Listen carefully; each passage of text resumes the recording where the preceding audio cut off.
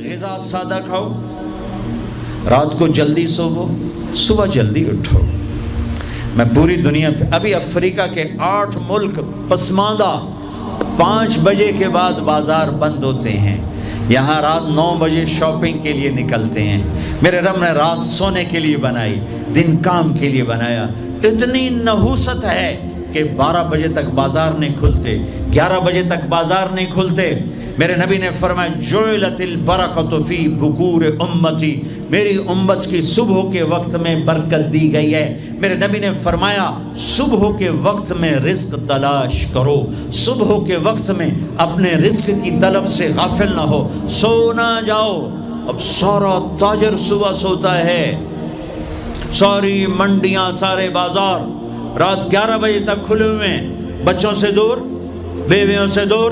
رات 11 بجے دکانیں چھوڑتے ہیں، 12 بجے کھانا کھاتے ہیں، بچے یا سو چکے ہیں یا اپنے ٹی وی پر مشغول ہیں، یہ 12 بجے کھانا کھا کے ہی سوتا ہے۔ سارا کھانا پیٹ میں زہر بنتا ہے، پھر پیٹ پھول پھول کے باہر، پھر جناب شیخ صاحب ٹردے جا رہے ہیں، آپ سجے پاسے تھے، پیٹ کھبے پاسے،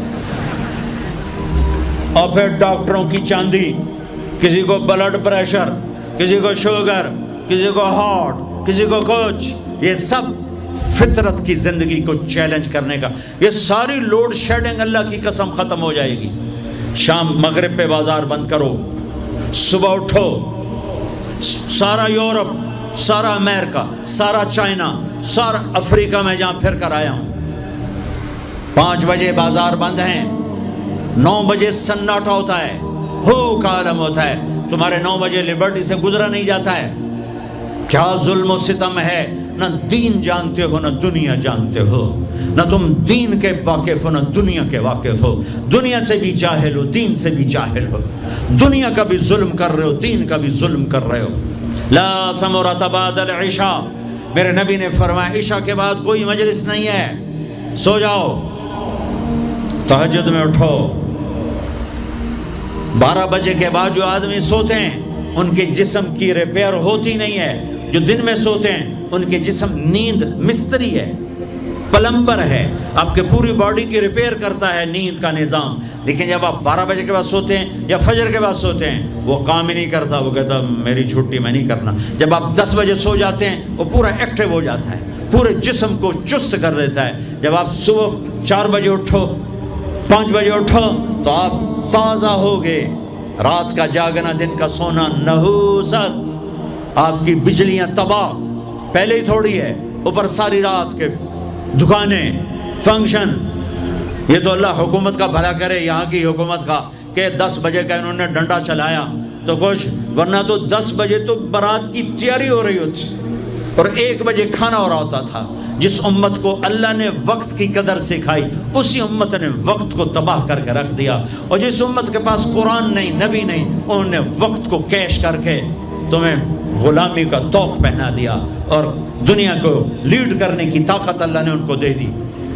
او بھائیو، نہ دنیا اچھی رہی نہ دین اچھا رہا۔ رات کو جلدی سو، فجر پڑھی جائے گی آرام سے، تہجد پڑھی جائے گی آرام سے، کچھ وقت اللہ کے قرآن کے ساتھ گزارو، کچھ اللہ کے نبی کی زندگی پڑھو، کچھ اللہ کے نبی کے فرمان پڑھو، نیک لوگوں کی ہسٹری پڑھو، اپنے اللہ کے محبوب بندوں کی تاریخ پڑھو، اولیاء کرام کی تاریخ پڑھو، اپنے ماں باپ کو عزت دو، شادی شدہ ہو بیوی کو عزت دو، بیوی خامد کو عزت دے، اولاد کو عزت دو، وہ عزت لوٹ کے تمہاری طرف آئے گی۔ یہ میرے نبی ایک پوری زندگی لے کر آئے، دنیا کا بھی بتایا، آخرت کا بھی بتایا، علاج بھی بتا گئے، کھانا بھی بتا گئے، زندگی بھی بتا گئے۔ اے میرے عزیزو، ایک خوبصورت زندگی ہے جس کو سیکھنے کی محنت ہو رہی ہے۔ یہ تبلیغ کا کام، اس کو سیکھنے کی ایک اچھی خوبصورت محنت ہے۔ لا الہ الا اللہ، لا الہ الا اللہ، لا الہ الا اللہ، ما لنا رب سوا۔ لا الہ الا اللہ، لا الہ الا اللہ، لا الہ